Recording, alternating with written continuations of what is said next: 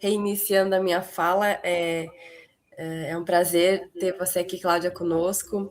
Inicialmente, só explicar um pouco sobre o que é a RIB, né? Ela vem aí há alguns anos sendo coordenada, né, pelo Hector, que é do Uruguai, e essa rede da Rede Internacional de Basquete Educativo, ela se estende não só no Brasil, em outros países. E esse ano, como eu comentei, a gente está muito feliz porque estamos eu e a Maju à frente dessa diretoria aqui no Brasil. Antes tivemos, opa.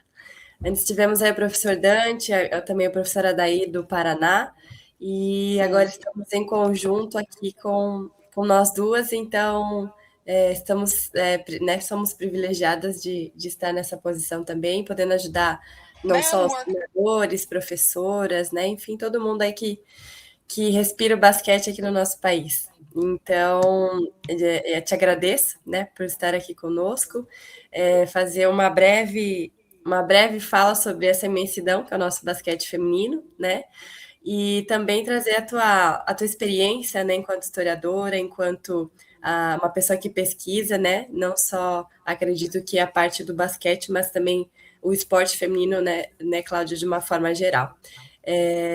Passo a palavra para você, fique à vontade. Tá, muito obrigada. Problemas técnicos acontecem, imagina, na época do Covid, que a gente fazia aquele monte de lives, caía, e a gente não sabia como que funcionava direito, né? Mas ainda bem que tem esses recursos agora. Mas, assim, eu estou muito feliz de estar aqui, muito feliz de saber do projeto de vocês. Já conheci o Dante, né? Eu trabalhei com ele na USP por um breve período de tempo, né? Assim, quando eu comecei a trabalhar, ele já estava indo para o USP Leste, e aí logo depois eu saí para vir embora para os Estados Unidos, então é um grande amante do basquete aí, né? Mas você me perguntou, né, como é que o basquete entrou na minha vida, né? Já? Se Não. você quiser, pode iniciar por aí, ou se não, Cláudia, pode se apresentar também, Tá. falar um pouco sobre você, né, como você foi parar aí nos Estados Unidos, e depois a gente parte para as perguntas. Tá bom. Então, eu vim parar nos Estados Unidos assim, de gaiato mesmo, porque eu não tinha nenhuma pretensão de vir para cá, não tinha nenhum plano, mas a historiadora, a investigadora que eu lia muito, eu estudava muito, ela estava aqui, né? E, e eu tinha acabado de passar no concurso da USP, na época, foi em 96. Eu entrei na USP, encontrei com essa historiadora em 95, em Rio Claro, que é a professora Roberta Park, e ela sugeriu que assim que eu tivesse que eu defendesse o mestrado e iniciasse o doutorado, que fizesse um doutorado sanduíche, ou então que fosse para Berkeley depois do meu doutorado e fizesse um pós-doc, né? E foi assim a história, né? Ela me orientou de 95, aí eu passei no concurso da USP em 96, defendi o meu mestrado em 96, 98 eu defendi o doutorado, e aí ela me escreveu uma carta, né, dizendo assim, olha, eu vou aposentar, ou você vem agora ou você desiste, né?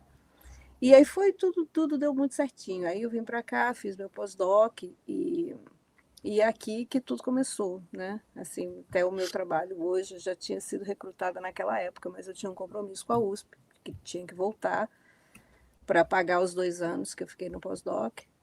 Então, eu vim para cá e aí a São Francisco State começou a insistir que eu fosse, porque eles estavam com um programa de educação física para ser reconstruído.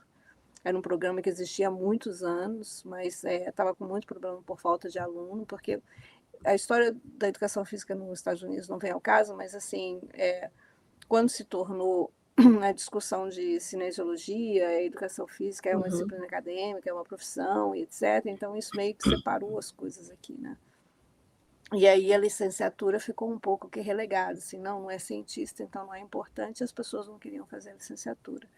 E isso diminuiu muito o número de alunos. Então a minha missão a vir para os Estados Unidos era essa, era reconstruir o curso de educação física competitivo, como sempre tinha sido. Então, assim, eu vim para aqui. E o basquete, de alguma forma, então, teve O essa... basquete é uma outra história, né? Porque o basquete foi no meu pós-doc, né? Enquanto eu estava estudando com a Roberta, eu tive uma conversa com uma amiga muito querida e ela me disse, olha, por que você não faz história do basquetebol feminino no Brasil? Você está aí nos Estados Unidos fazendo um monte de história de futebol americano, a gente não tem essas coisas aqui, entendeu? E não tem ninguém que fala do basquete feminino. Por que você não escreve a história do basquete feminino? E aí eu fui procurar, e nessa época acho que até perguntei para o Dante, perguntei para ele, né, tem alguma coisa do basquete feminino? Ele, não, tem um livro do Dailton, que é do basquete feminino, né, do basquete masculino, mas não tem nada do feminino, não tem absolutamente nada. Aí eu perguntei para o Medalha também, ele falou, não, que eu saiba, nada. E aí a minha orientadora, muito esperta, e hoje eu descobri que ela já sabia disso, né, ela falou, olha, por que a gente não vai para Illinois, que lá tem os papers do Avery Brandage? Me parece que o Brasil tem uma história bem interessante no basquete mundial, né? E feminino. E eu fui para Illinois com ela, e lá ela me mostrou, me deu a caixa, né? Dos papers, das cartas do Avery Brandage, e nessas cartas tinham os documentos, né, da entrada do basquetebol nos Jogos Olímpicos, né, que ele foi presidente do Comitê Olímpico Internacional. E lá tinha a reunião do presidente da FIBA como Comitê Olímpico Internacional, que na verdade era uma grande briga, né, porque a FIBA já tinha feito o Campeonato Mundial de Basquete em 1953, né, no Uhum. Chile. E o basquete masculino entrou nos Jogos Olímpicos em 1924, com o jogo demonstração, mas só foi disputar medalha em 1936. Né? Então, você tem, 17 anos depois, você tem o Mundial, e nessa época as mulheres já jogavam basquete há muito tempo. Né? Mas ainda insistia que o Avery Brand insistia que mulher não tinha espírito olímpico, não tinha os princípios olímpicos, né, de amizade, respeito e excelência, né? Então não existia excelência no basquetebol feminino e existia excelência no basquetebol feminino que já tinha sido comprovado por estar em 5 continentes, né? As mulheres já jogavam basquete e aí, numa carta, tem o presidente da FIBA que diz, em matéria de excelência, nós temos a campeã do mundo, que é a Tchecoslováquia, e o basquetebol mais técnico do mundo, que é o basquetebol brasileiro. Eles são jogados por mulheres que não são grandes, não são fortes, não têm 2 metros de altura, mas são mulheres que apresentam o basquetebol mais bonito do mundo. Né? E a Heleninha tinha sido considerada a melhor jogadora do mundo no Mundial de 64. Né? E aí existia essa admiração mundial pelo basquetebol brasileiro, e eles convidaram, então, o Brasil e a Tchecoslováquia para fazer os jogos de demonstração para o Avery Brandage, e provar que, sim, mulher tinha excelência, amizade e respeito, então tinha espírito esportivo, podia competir nos Jogos Olímpicos. E aí eu falei, não, ninguém nunca falou nessa história, ninguém sabe disso, olha o Brasil colocando, né, o basquetebol feminino nos Jogos Olímpicos. Então, eu abracei esses papéis assim e vim agarrado com eles, e foi isso que eu me prometi a fazer, que era essa história. Só que eu não tinha muito dessa história. Mas através dessa história, eu encontrei a Norminha, foi a primeira pessoa com quem eu encontrei na FMU, né? E a Norminha me apresentou a Nilza, que se apaixonou pelo projeto. E aí ela falou, olha, desse jogo de 65 a gente não tem muita coisa. A gente tem diário, a gente tem, né? Mas tem a primeira medalha no Mundial, que foi em 1971. Então o que eu fiz foi puxar a história, né? E me apaixonei por essa história inicial do basquetebol feminino, até chegar a 71. E foi onde eu parei, por enquanto. Bem novidade por aí. E você então não teve relação com o basquete anteriormente a isso, na infância? Não, na infância eu tive assim, meu pai gostava muito de basquete, assistia muito basquete feminino. Eu tentei jogar, mas eu sou muito pequenininha, né? Eu tenho 1,50 m, né? Então, eu não... Ah, o Dante mandando um beijo. Manda um beijo para ele também. Então, e aí eu assim, não, eu joguei basquete, não. Mas, assim, claro que eu assisti os jogos de Hortência, assisti os jogos de Paula, né? Sou muito fã da cantora Simone, então, assim, né? Vi assim, né, a história da Simone com basquete também foi uma outra coisa que foi muito inspiradora para mim, né? Porque eu sabia que ela tinha jogado, porque era criança, assim, sabia que ela tinha jogado, então eu acompanhava um pouquinho do basquete. Mas não, mas sabia que, né, da trajetória dela, né, do que aconteceu com ela, para ela fazer uma opção pela música e não pelo esporte, foi uma coisa bem inspiradora, sim. Eu vinha comentando também com a Major sobre isso, né? O quão rico tem sido esses materiais que você tem feito, o documentário, porque quando você falou ali da época, eu tinha recém-nascido, 95, né? Então imagina, né? Não que a gente Uhum, não busque essas informações estando nesse meio, né? Sendo atleta, uhum, sendo atualmente professora, mas o quanto a gente vê que a gente não sabe, né? E que as pessoas deixam de trazer isso, né? Seja para as novas gerações. E sim, se não tem uma Cláudia, isso vai se perdendo, né? E chega a ser até preocupante, porque não é a história dessas pessoas somente, é a história de uma modalidade de um país, né? Então, o quanto isso tem sido muito importante. E eu vi muito isso no documentário, que eu achei fantástico quando eu assisti, principalmente por trazer esses relatos das atletas, né? E relatos fortes, né? Dizendo que elas não tinham aquela, né, capacidade igual homem de jogar, que, né, seriam masculinizadas, enfim, todos esses comentários que né, a gente entende que possam ocorrer de certas pessoas, mas que nós, sendo mulheres, a gente sabe, né, a diferença de uma coisa e outra. Então, sim. te parabenizar, né, antes de tudo, também por isso tudo, porque acaba deixando, de certa forma, um legado que até então não se tinha, né? Uhum. E, Cláudia, além disso, essa questão, né, do basquete que a gente vem comentando, você se lembra, né, do primeiro momento em que o basquete feminino trouxe assim para você algo de especial? Claro, além desses estudos que tu tem feito, mas algo assim que te marcou realmente por causa do basquete feminino.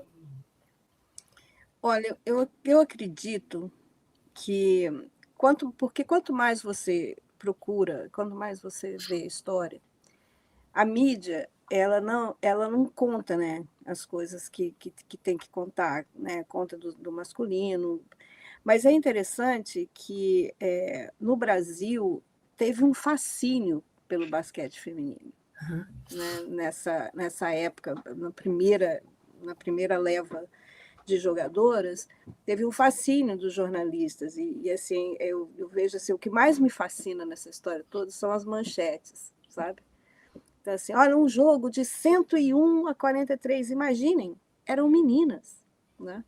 Então, que eram coisas que não eram nem pensadas na época. Mas, e também, assim, uma outra coisa que não é uma coisa que me fascina, mas é uma coisa que me preocupa, e que a gente vê acontecendo muito hoje isso, é que para parar o basquete feminino, ou para não deixar que o basquete feminino evoluísse, os médicos escreviam verdadeiros tratados sobre como era perigoso que as mulheres praticassem o basquete, porque isso afetaria a fertilidade, né? Porque elas corriam, suavam, e isso não era uma postura feminina. A mulher não podia suar, correr, porque era, né, o sexo frágil e tal. Então, isso é uma coisa que me assustou muito na época. E aí me assustou também ver que meninas param de jogar basquete muito cedo, porque ou começam a namorar ou começam a trabalhar, e aí e também não era visto, ainda não é visto como uma oportunidade, né? Mas a resiliência, eu acho que da seleção feminina brasileira, que que batalhou tanto desde o início, sabe? a estreia é vitoriosa, né? 1946, por exemplo, é uma estreia vitoriosa, estreia no primeiro sul-americano e já leva a medalha de prata. No segundo sul-americano já leva a medalha de ouro. E por aí vai, né? O Pan-Americano.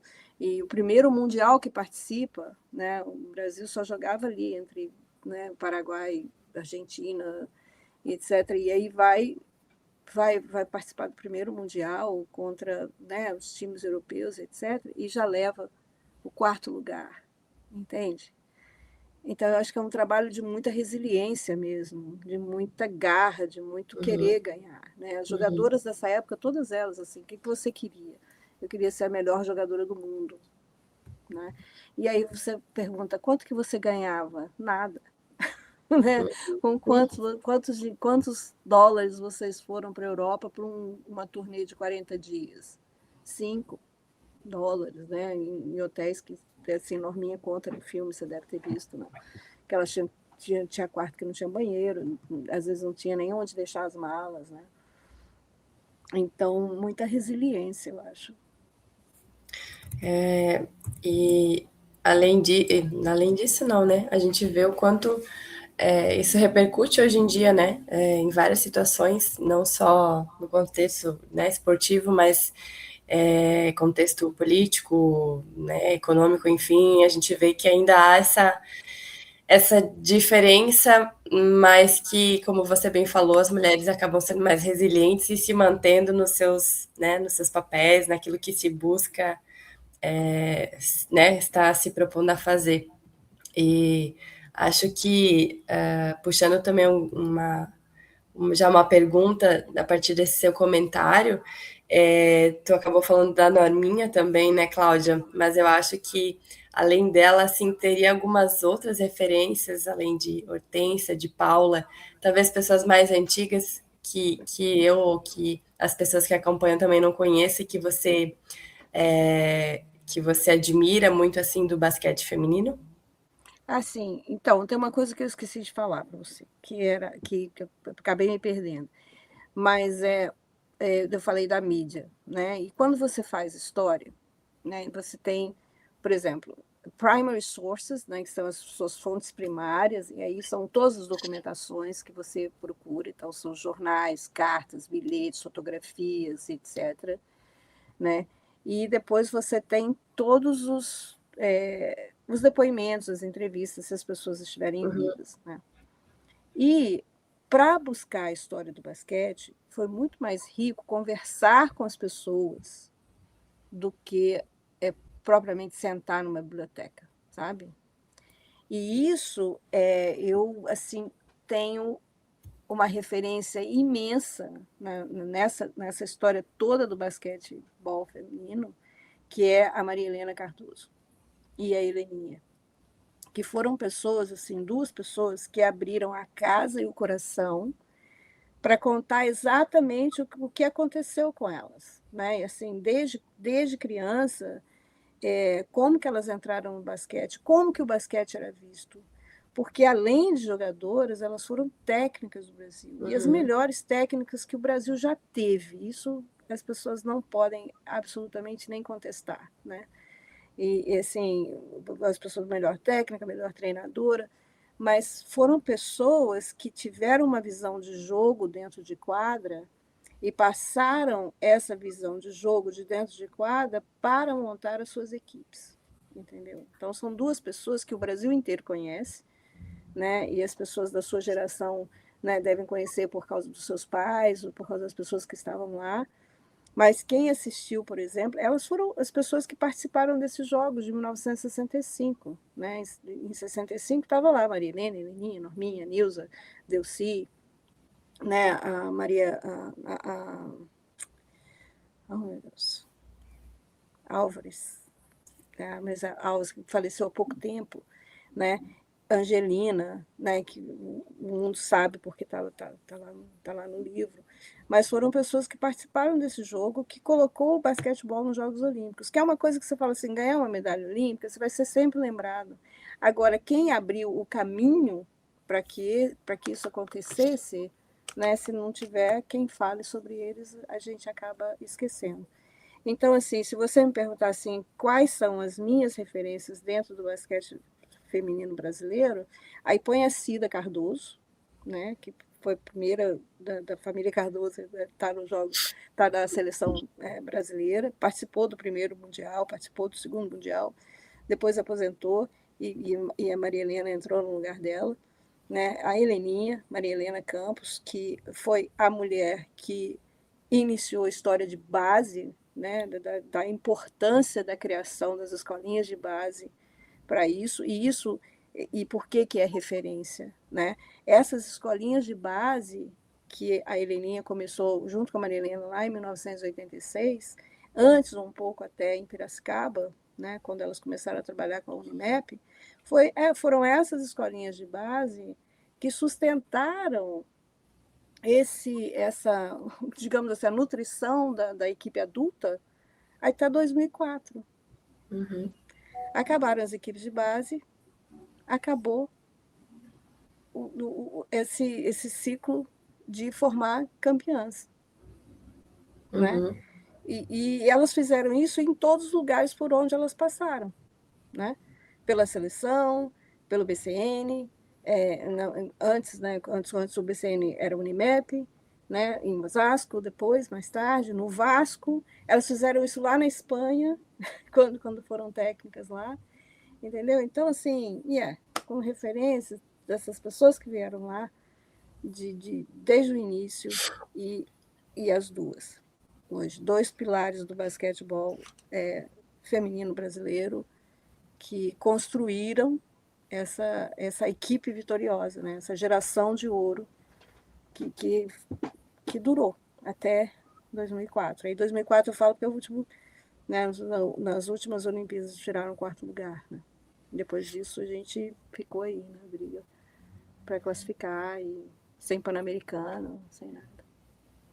Então, tem aqui até os comentários do professor Marcos Sharp, não sei se a Cláudia conhece, também comentou sobre, lembrando da Marlene, e Karine Gomes, que está online, também disse que elas foram técnicas dela.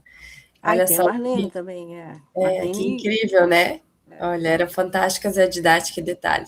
Muito legal.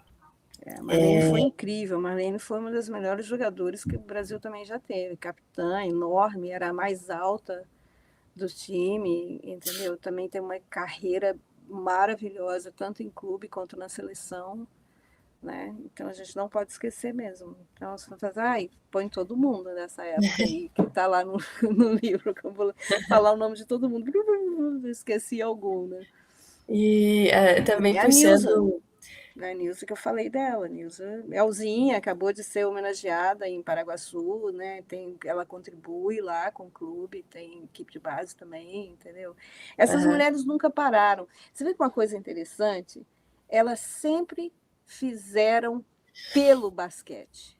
Então, isso que eu ia comentar agora também. Não, que é engraçado, e agora saindo, pegando uma atualidade, né, que é essa questão do próprio documentário de Hortense e Paula,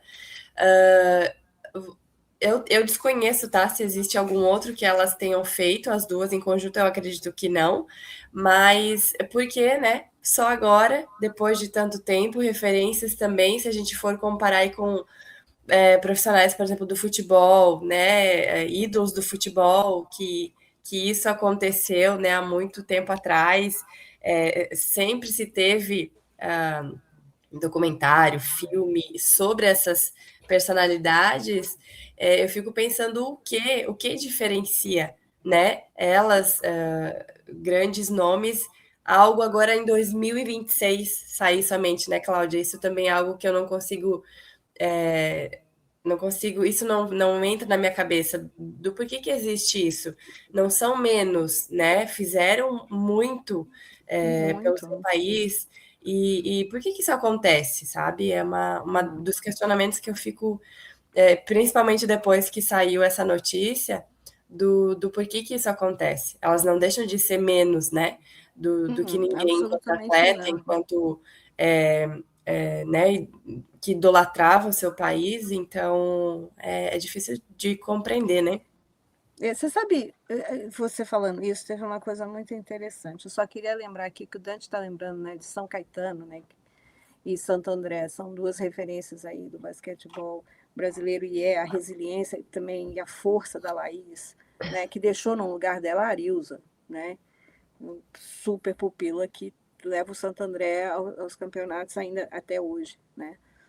Então, quando a gente pensa em o que diferencia, e eu estava tendo uma conversa com os meus alunos essa semana, o que diferencia esse grit, essa força, assim, eu quero ganhar, eu quero representar o meu país, mas eu quero vestir essa camisa, eu quero chegar lá, eu quero colocar uma medalha no peito, né? O que um atleta, por exemplo, como a Hortência, entendeu? Que treinava horas a fio depois do treino, entendeu? Isso é uma coisa que a Heleninha também fazia, que essa geração também fazia. Treinava depois do treino. E treinavam entre elas. E fazia com que o objetivo fosse alcançado, né? Acordar às 4 da manhã, treinar, né? Eu vi estava conversando com a Tara Van der Veer, que foi técnica, né, do time americano, e levou a medalha de... Não, foi a técnica que levou a medalha de ouro, né? Quando nós levamos a medalha de prata. Ela treinava Stanford, e ela está sempre nos jogos dos Valkyries, e ela senta do meu lado, assim, né? E aí eu estava conversando com ela essa semana, porque ela acabou de dar um curso, e ela falou assim, o que diferencia, né? Naquela época, os atletas, eles entravam com aquela mentalidade campeã, assim, sabe? Eu vou treinar, eu vou conseguir, eu vou fazer, né? E não tinha distração, sabe? Não tinha essa coisa de ficar distraindo com o que pode ser amanhã, o sonhar acordado, sabe? Era baseado no trabalho duro mesmo, né? De ficar horas ali treinando, conversando, buscando e querendo um lugar diferente daquilo que se ocupava. Hoje em dia você vê, não tem muito isso enquanto mensagem, né? A mensagem, por exemplo, de um jogo de videogame é assim, game over, mas aí você começa da onde você parou, né? Aí há quem fale comigo assim, não, mas videogame também é esporte, olha lá, o menino senta lá e fica horas e horas treinando, né? É um esforço considerável, sim, de estratégia, de inteligência, de não sei o quê. Mas o esforço físico de...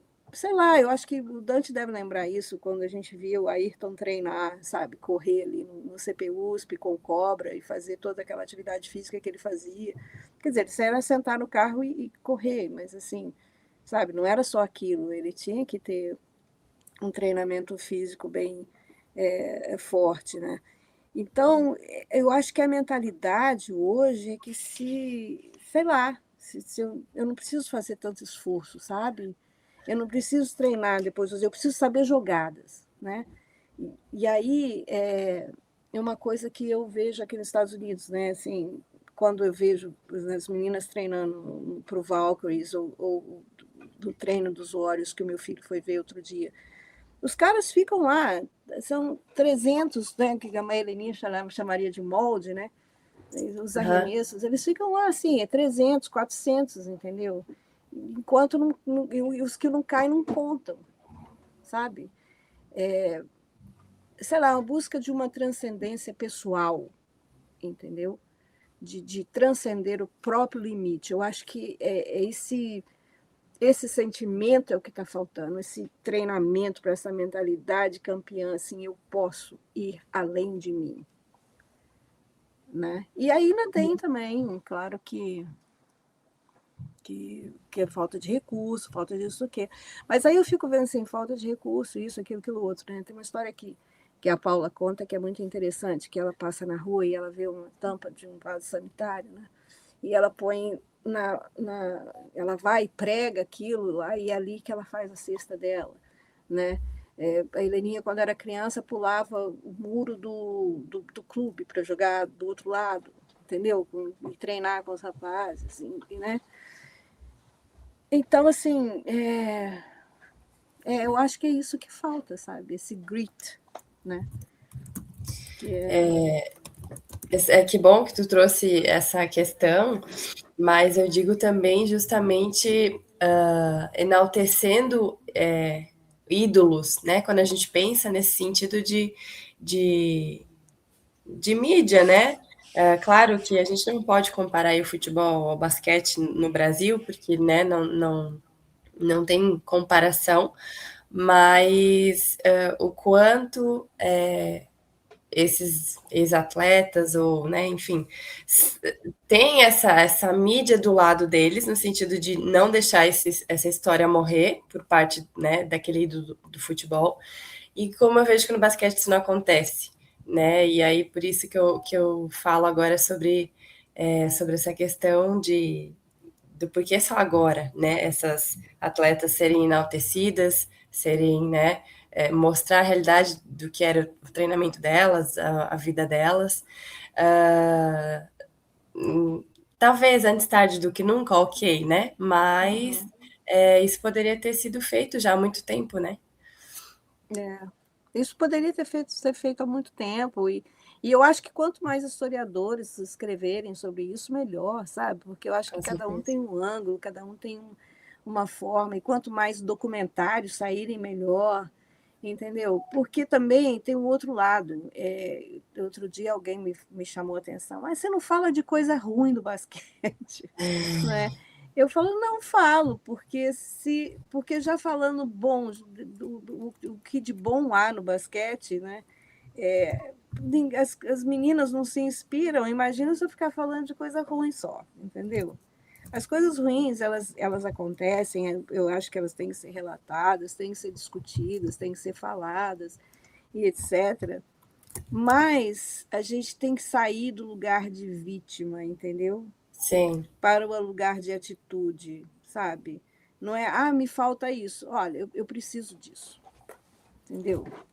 Uhum. Né? Eu preciso de uma quadra legal, eu preciso de bolas legais, eu preciso de um uniforme mais que não seja de menino, eu preciso de um tênis que proteja o meu tornozelo, né? Precisa de médico, precisa disso, daquilo, né? E o chorar, o chorar a falta, eu acho que afasta as meninas, sabe?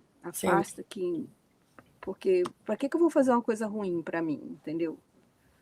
Né?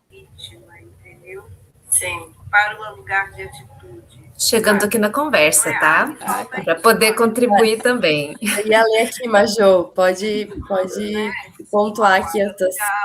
Eu vi aqui o que a Maju falou, importantíssimo. Essa parte que eu coloquei aqui no nosso chat, que o nosso chat é um pouco privado, né? Porque a gente teve que partir para o estúdio. Mas eu acredito que seja realmente muito importante também que essa história seja contada também pelos estados, né? O basquete, ele não chega, como o nosso país é muito grande, ele não chega da mesma maneira para cada estado. Então, assim, lá no começo, quando eu conheci o documentário, e foi um pouquinho depois já quase no retorno da pandemia, e eu fiquei encantada. Eu trabalhava numa escola com práticas esportivas de basquetebol, né? Não é educação física, era uma disciplina de basquetebol, e nessa escola ainda é dividido o basquetebol feminino e o basquetebol masculino. Uhum. Então, assim, eu trabalhava com 20, 30 meninas que estavam ali para praticar basquetebol enquanto escola. Então, não era só o treino de basquetebol tático, técnico, seja ele qual for, seja referencial teórico. Ele também precisava ter uma carga educacional. Então, ele era realmente uma disciplina. Então, assim, dava para, como a gente tem 10 horas semanais, dá para explorar muito essa questão histórica, né? Então, foi quando eu conheci o documentário. E por ser basquetebol feminino, eu fiz questão de apresentar, obviamente, a história do basquete para elas, mas chegar nesse detalhe, para elas entenderem que, apesar da história que elas sempre ouviram, seja naquela escola que é vocacionada ao esporte, ou seja em qualquer outra, falar de basquetebol enquanto história do feminino para elas foi muito importante. Elas ganharam assim um empoderamento. Depois do documentário elas fizeram live, fizeram muitas outras coisas juntos. Foi muito bacana. E aí eu senti falta disso. Eu busquei a história do basquete em Mato Grosso e a história do basquetebol feminino em Mato Grosso. E a gente não encontrou. Tanto que eu e um outro professor, o professor Manuel Fonseca, aqui, a gente tem trabalhado na perspectiva de tentar construir alguma coisa com relação a essa história. Para que a gente não perca isso também, né? Acho que é muito importante. E na escola, a gente conseguir chegar até esse fio condutor de mundo, Brasil, o estado em que você está, a cidade onde você está, e quem sabe até na escola em que você estuda, dar uma outra visão totalmente diferente da situação. Não, totalmente. E você conseguiu alguma coisa da própria escola, não? Então, no caso da escola em específico que a gente está falando, que é uma escola vocacionada ao esporte, ela nasceu em 2017, então ela é muito nova. Tanto que o meu trabalho também de pós-graduação foi contando sobre a implementação dessa escola, mas como um todo, não o basquetebol dentro dessa escola. Então, a gente conseguiu chegar nesse processo histórico. Né? Você vai achar nos clubes e, se tiver escola normal, onde você está, aquelas escolas que eram escola de professoras antigas, assim, você vai conseguir achar alguma coisa. Exatamente. Então vai ter que ser uma busca muito pessoal. Inclusive, elas iniciaram na época, isso foi em 2022, elas iniciaram um processo de busca, mas aí o ensino médio finalizou, enfim. Mas é algo que eu tenho vontade muito de procurar para que a gente possa construir isso junto. Aí também tem um comentário aqui do basquete da UFMT, da Universidade Federal de Mato Grosso. Né? Acredito que a mudança da educação física mudou o interesse da base no esporte também, falando de uma realidade local, né? Acho que dos assuntos que a gente estava conversando também. E o Adair falando que percebia que o feminino tinha muito mais recursos antes, né? E que parece que tem piorado um pouco, infelizmente. Eu vou falar o outro primeiro, posso? Claro. Porque, assim, eu sempre vi a educação física como a oportunidade daquele indivíduo que está começando a estudar ali, né? Ele desenvolver o que seria ser alfabetizado no próprio corpo, sabe? Ele aprender ali nas aulas de educação física, por exemplo, as habilidades fundamentais de arremessar, de receber, de quicar, de correr, né? Daquelas que a gente aprendeu em padrões básicos de movimento. E que são necessários para você praticar qualquer atividade física, qualquer esporte, seja lá o que for. Né? Só que isso chegou numa época, a minha época foi uma época muito legal de estar na educação física, porque foi uma época de mudança. Eu fiz faculdade de 1986 a 1989. Né? Em 87, a gente teve o bacharelado em educação física sendo aprovado. Então, na época que o bacharelado estava sendo aprovado, dizia o seguinte: a aula de educação física é uma aula de conscientização do cidadão. Né? O esporte é um instrumento de alienação do Estado. Né? A gente nem teve isso. Hoje em dia, eu posso falar com toda a segurança, meus colegas que me perdoem, mas a gente nem teve isso. Porque se a gente tivesse isso na época como um aparelho, sei lá, como é que é? Não, um instrumento de manipulação do aparelho do Estado, sei lá o que era isso, nós seríamos a maior potência em esporte do mundo, só que a gente só foi potência no futebol, entendeu? A União Soviética, por exemplo, utilizou o esporte, a educação e a saúde como business cards de uma ditadura horrível, né? do comunismo e tal. Mas a gente nem teve isso, né? Então, o esporte ficou relegado a uma coisa assim, das pessoas que não eram politizadas, das pessoas que não eram inteligentes, das pessoas que iam fazer faculdade de educação física. Eu ouvi isso. Você foi fazer educação física porque é uma coisa sem cérebro, sabe? E que ou o cérebro está em contração, né? Eu ouço das pessoas até hoje: você trabalha com educação física? Nossa, mas você gosta de música clássica. Nossa, você está lendo Voltaire, você dá educação física, você está lendo um clássico. Então, é muito preconceito, entende? E aí, eu acho que as pessoas ficaram muito deslumbradas com a entrada porque aí quando fez o bacharelado, você tinha que ter 25% de formação no conhecimento da sociedade, 25% no conhecimento do homem, entravam o que chamam as disciplinas mães, né? Antropologia, sociologia, psicologia, parará, parará, parará.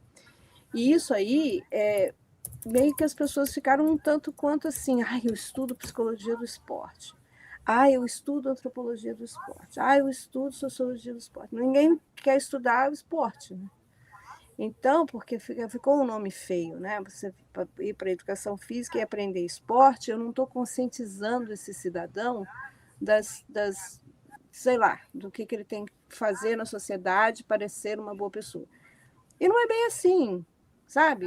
Assim, a competição acaba com a pessoa, porque se eu ensino competição, ele não é uma pessoa que vai colaborar com a comunidade, que vai ser uma pessoa que vai entender que a gente precisa dividir as riquezas e etc.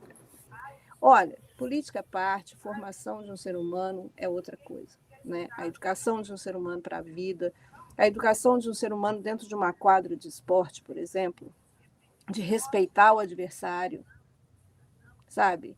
De trabalhar com a equipe em prol de um objetivo, seja um campeonato, seja ganhar um jogo. Pergunta a todas essas meninas que vocês puderem, que vocês têm acesso quando você viaja no ônibus, vai viajar para jogar num outro lugar. Olha o tanto de socialização que acontece ali, não é? Olha o tanto de ajuda, por exemplo, das pessoas que são amigas até hoje porque jogaram no mesmo time e nem precisou ganhar um campeonato brasileiro, uma medalha olímpica, nada disso. São pessoas amigas até hoje. São pessoas que se ajudam, são pessoas que colaboram umas com as outras, né? E tem também o outro jeito de ensinar esporte, que é os absurdos que a gente vem vendo aí no Instagram, de técnico xingando os adolescentes de burro, incompetente, falando palavrão em quadra, que completamente sem noção. Mas existe esse outro jeito também, né? Eu acho que o que a gente precisa é entender e escolher um lado. Qual é o lado que você vai alimentar, sabe? Eu sou professor de educação física, eu vou preparar os meus alunos para serem fisicamente ativos para a vida. Então, eu vou dar a ele possibilidades de desenvolver as suas habilidades básicas, fundamentais para a prática de qualquer atividade física, e para poder também ser uma pessoa que, quando adulta, poder escolher o que vai fazer. Olha, eu vou fazer yoga porque me faz bem nisso, nisso, nisso, nisso, nisso. É uma escolha que é uma escolha com informação, né? Não é uma coisa assim. E isso acabou com o esporte mesmo, porque todas essas meninas que vocês viram jogar, né? E essas pessoas saíram das escolas. Então, por exemplo, no basquete feminino, que o Dante está falando aí, por exemplo, né, de Santo André, falando de São Caetano, foram crianças, e de Piracicaba, foram crianças que foram recrutadas lá dentro da escola, e que às vezes não tinham absolutamente nada a ver com basquete, nunca tinham jogado, nunca tinham visto. E eram recrutados lá por quê? Porque pegava a bola e tinha coragem e queria aprender e queria estar dentro. Aí hoje em dia a gente não faz isso mais, né? As escolas públicas, eu nem sei se tem quadra. E se tem, está detonada, né? E aí fala assim: mas as crianças não estão interessadas. Vai ver o projeto da Laiana de Souza na Rocinha. Com quantas crianças ela começou o Mudando o Placar e quantas crianças ela tem hoje no projeto? Você acha que criança não vai estar interessada em aprender um esporte? Em brincar na quadra? Ia conquistar campeonatos e viajar e ter uniforme, entendeu? É uma outra discussão, né, que eu acho que vale a pena ter, porque educação através do esporte é uma das coisas mais eficientes que eu já vi na minha acontecer. E tem até, se vocês, eu não sei se vocês conhecem, mas teve um projeto que o Sena, e depois a Viviane Sena continuou, que foi a educação através do esporte. Eles fizeram vários livros e levaram isso para o CPUSP, depois levaram isso para as escolas públicas de São Paulo. É maravilhoso. Eu trouxe para cá, nós fizemos 4 anos de trabalho com os brasileiros imigrantes aqui em São Francisco, né? Então, funciona. Sabe, Cláudia, isso que tu comentou sobre sobre essa questão de oferta, né, de como que é esse processo todo, eu vejo que, colocando assim até a mão na minha própria consciência, né, sou uma mulher e atualmente agora nós estamos abarcando, digamos assim, mais meninas no nosso projeto que a gente tem aqui. E eu faço essa meia-culpa porque a gente acha assim, ai não, né, o meu projeto não comporta aquela quantidade de crianças e não vai ter verba para fazer tudo o que tem que fazer, então a gente vai ter que escolher deixar de fora. O que fica de fora? O basquete feminino, né? As meninas lá ficam de fora. Poxa, mas aí o que eu tô fazendo, né? Eu, enquanto mulher, enquanto professora e treinadora, lá atrás, se a mesma coisa tivesse acontecido comigo, eu não estava ali, né? Eu não estaria ali, não teria aquela minha vivência no esporte, não teria aprendido o esporte de uma maneira gostosa, como foi para mim, através da minha professora de basquete, de uma forma legal, prazerosa, e que isso eu vejo hoje o quanto me influenciou, né, a tá nesse meio. Que a gente às vezes não percebe, mas a gente olha muito mais para o outro lado, né? Da questão da verba, da questão disso, daquilo que não vai conseguir oferecer para a comunidade aquela quantidade de atividades. Mas espera, nem sempre, né? A gente tem que olhar pela questão da quantidade.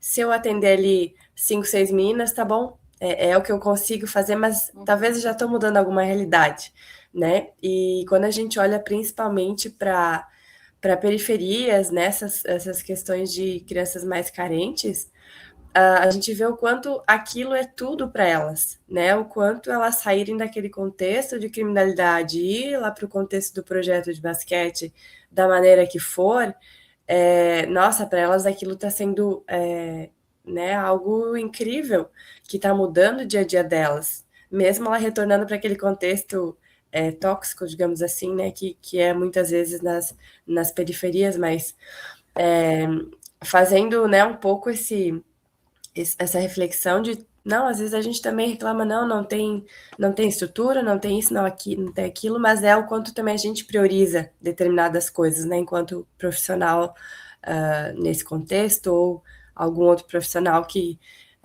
talvez não tenha essa visão, né, para o basquete, para o esporte feminino, mas que futuramente, de alguma forma, vai vir essa cobrança no sentido de ele se olhar enquanto profissional, né? Será que eu estou fazendo esse contexto, seja do basquete feminino ou outro contexto, promovendo isso da melhor forma, né? Enquanto profissional, tô aplicando aquilo que eu juramentei lá na minha profissão, e eu às vezes fico pensando muito sobre isso, né?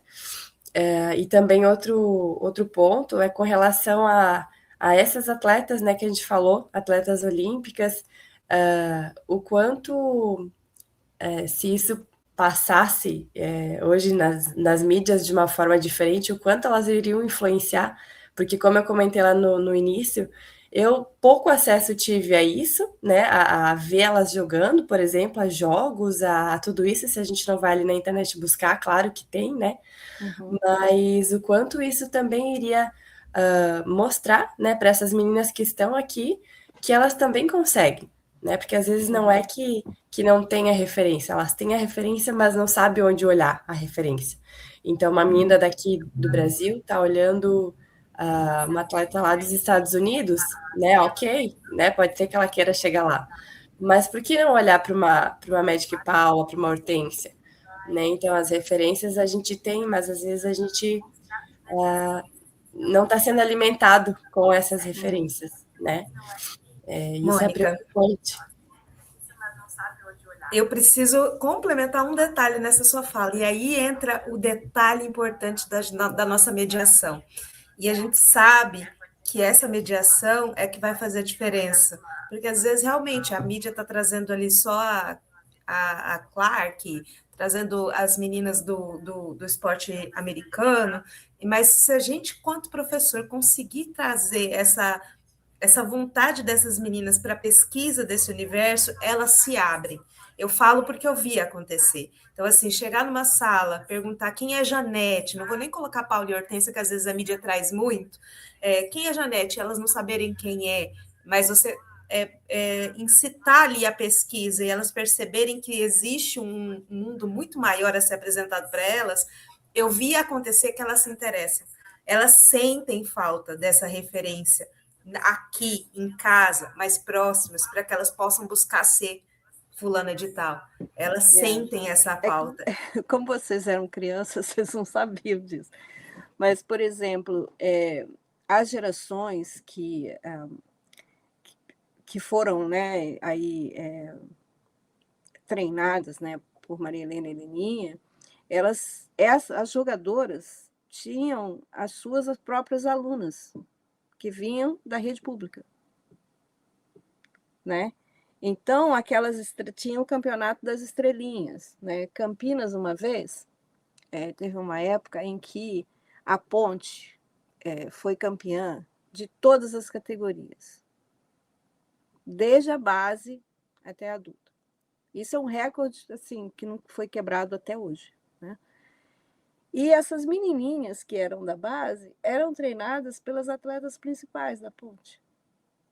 Entendeu? Que foi assim no BCN. Foi assim. E eu tive uma experiência que foi muito legal com a Elzinha, que a gente convidou a Adriana Santos, que na época era diretora, né, da seleção brasileira feminina, e que é campeã olímpica e é campeã mundial, e a Alessandra, para darem uma clínica na época da pandemia. Na verdade, assim, a clínica ia acontecer ao vivo, aí veio o Covid e aí essa clínica teve que ser online.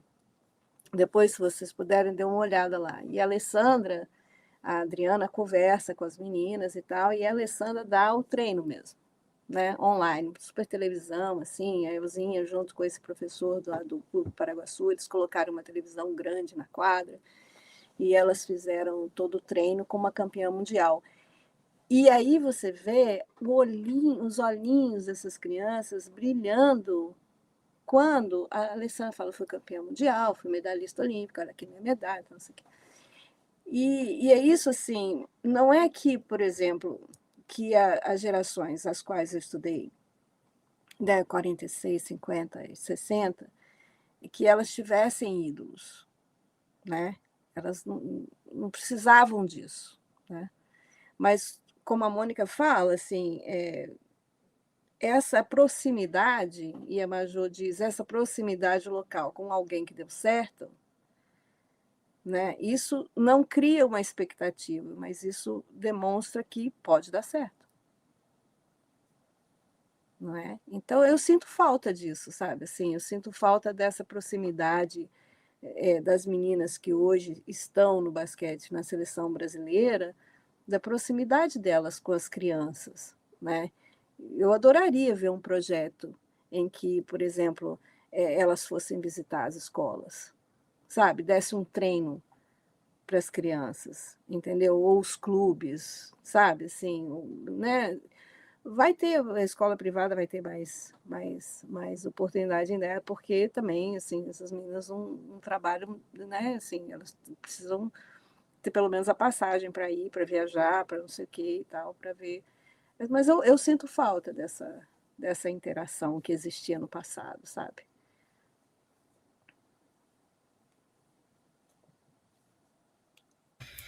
É, 10h20, eu gostaria, né, Maju e Cláudia, de ficar aqui muito mais falando, né, muito mais tempo sobre esse assunto, porque principalmente dessa questão histórica que, né, a gente não agora atualmente está tendo mais conhecimento, claro, como o professor Dante colocou ali, os profissionais também têm que ter esse querer, essa busca, né? Porque senão realmente a gente não consegue ensinar algo que a gente não tem o conhecimento. Assim, também é o histórico da própria modalidade, né? Mas para a gente também ir né, indo para o encerramento, Cláudia, o que você vê assim do basquete brasileiro de uma forma geral, tá? Tanto base, atualmente também adulto, comparando um pouquinho, não comparando em questões estruturais, né, com o que tem aí fora, mas dessa questão mesmo de garra, como tu comentou, dessas outras questões do basquete brasileiro e o basquete que você acompanha aí fora. Eu acho que, assim, de uma pessoa que assiste basquete, né? Que hoje eu assisto basquete e muito. O que eu vejo é que está faltando fundamento, sabe?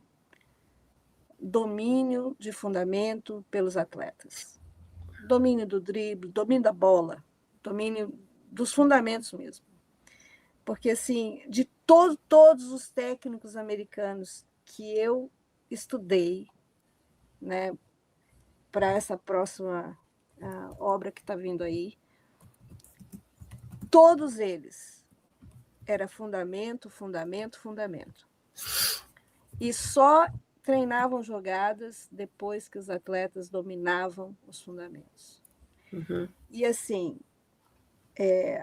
né, vou colocar aí vou colocar as 4 grandes mulheres aí que hoje referência no basquetebol feminino. Você põe a Marilena, você põe a Leninha, você põe a Pat Summitt, que foi a que mais ganhou jogos nos Estados Unidos, e foi batida agora há pouco tempo pela Tara VanDerveer, né? Que Tara VanDerveer aposentou com 2.092 vitórias. Então, assim, porque o basquete americano universitário tem uma estatística muito legal. Então, você sabe quantas vitórias aquele técnico teve, né?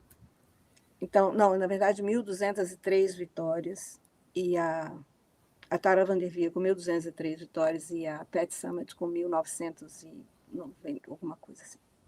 Eu sei que o Bob Knight, todos esses caras, assim, grandes nomes, né, de técnicos americanos, técnicos brasileiros, era fundamento. Você domina o fundamento, você domina qualquer jogada, faz qualquer coisa dentro de quadra. Né? E é a defesa que ganha campeonato, não é o ataque. Entendeu? É a defesa. Você tendo uma boa defesa, você ganha campeonato.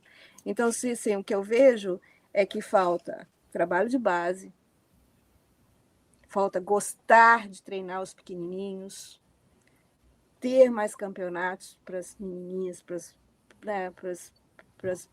as pequenas. Aí podia ser sub-15, né? Se eu colocar sub-15, sub-12, mais experiência. E aí é isso que eu vejo, consistência, sabe? Falta consistência.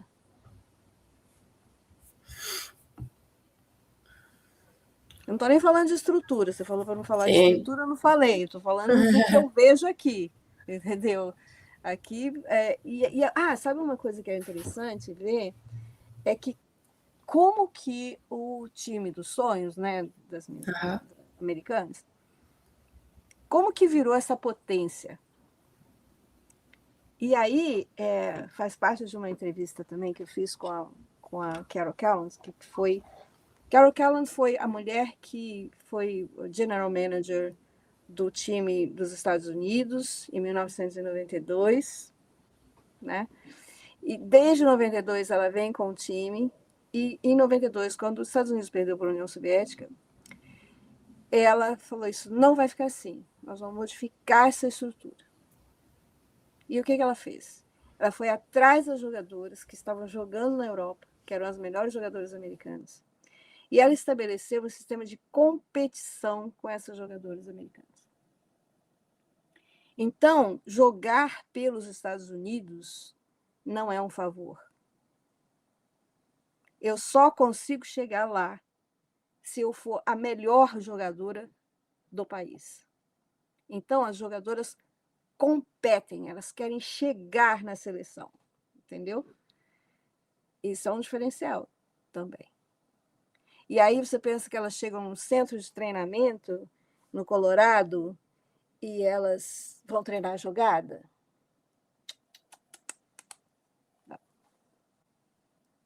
Vão passar por uma semana de treinamento, de fundamentos, elas podem ser quem elas forem, MVP, rookie, o que for que elas já tenham conquistado na carreira. Vão fazer tudo de novo.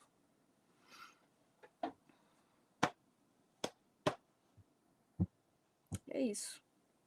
A diferença toda é essa. É só, né, Cláudia? E muita consistência, né? Querer ganhar, querer ser a melhor do mundo, mentalidade campeão aí.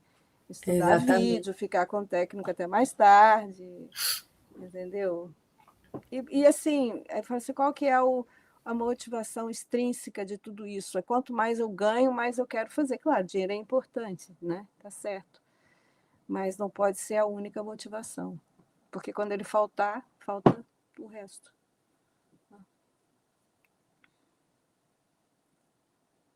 Isso é super importante.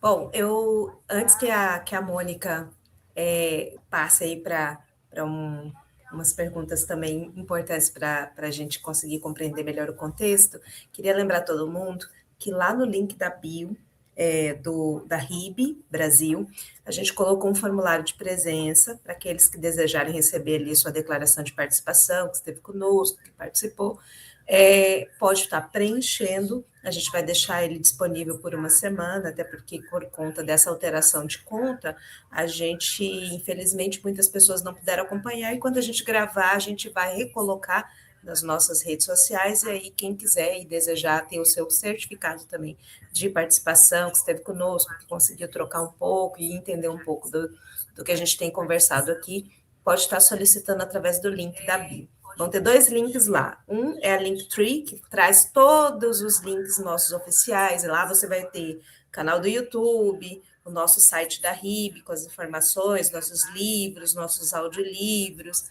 e também os nossos canais para além do próprio Instagram. E no de baixo, com o nome título Lista de Presença, esse vai estar a lista de presença desse nosso debate de hoje, para que você possa preencher e receber sua certificação.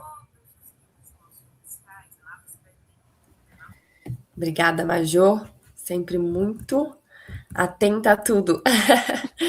Ai, Cláudia, então assim, ó, já que você falou que acompanha, né, assistindo aí o basquete americano e também o brasileiro, com certeza, sabe quando acontece aquele passe extra, assim, que é um passe muito rápido, né? Sim. Que quase não dá nem para enxergar a bola. Então, as nossas perguntinhas, infelizmente, finais, né, que a gente tá aqui conversando muito mais, porém, né, o tempo também seu, eu sei que é precioso. Então, são perguntas rápidas, tá? Aquilo que vier na sua cabeça, você responde. São 10 perguntinhas e no final uma pequena frase aí que eu vou te perguntar, tá bom? Tá bom. Uma jogadora brasileira. Damires Dantas. Uma pioneira do basquete feminino. Heleninha.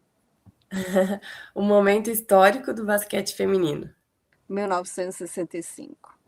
Os Uma Jogos de Demonstração em palavra. Madrid. Uma palavra para o Resiliência. basquete feminino. Resiliência. Resiliência. Um desafio do esporte hoje. Mentalidade campeã. Uma conquista inesquecível. 1965. Uma qualidade de uma grande jogadora. Grit. Força de vontade. Um conselho para meninas que querem jogar. Se desafiem. O futuro do basquete feminino em uma palavra. Atitude. E, por fim, a frase: o basquete feminino precisa de mais. Fundamento. Excelente, excelente. Cláudia, muito obrigada, meu Deus, muito obrigada pelo seu Imagina. tempo, pela disponibilidade rápida, breve, né? Quando a gente fez o contato, a Cláudia prontamente nos atendeu. E, e mesmo longe, né, Cláudia, o quanto você atua e participa, né, daqui da realidade brasileira, obviamente, sendo o seu país, mas às vezes as pessoas se afastam e não mantêm, né, esse contato, esse carinho, e a gente te agradece muito por isso.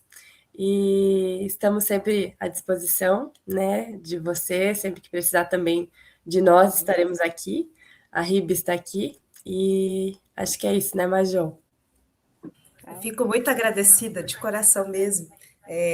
Quando a gente pensou no primeiro nome para o primeiro episódio da Entre Linhas, o seu nome já surgiu, e eu falei, Mônica, eu acho que a gente está sendo um pouco audaciosa, acho que a gente não vai conseguir. Então, quando ela me respondeu, olha, ela topou, eu fiquei muito feliz.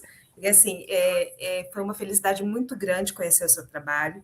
Conheci na busca mesmo da história do basquete feminino e acabei caindo no documentário, no livro, não conhecia. Chorei horrores com o documentário. Olha, pessoal, assista, vale muito a pena.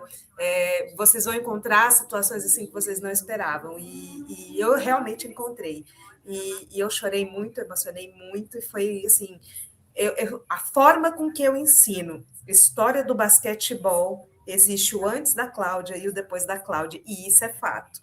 Hoje, quando eu ensino basquetebol, até quando eu sou chamada para palestras no ensino superior para falar um pouquinho sobre a história, e depois ir com regras e com práticas pedagógicas, eu mudei o jeito de eu ensinar o que é a história do basquetebol depois do documentário. Isso mudou realmente, foi um divisor de águas para mim, e eu fico muito agradecida de ter esse momento aqui com você.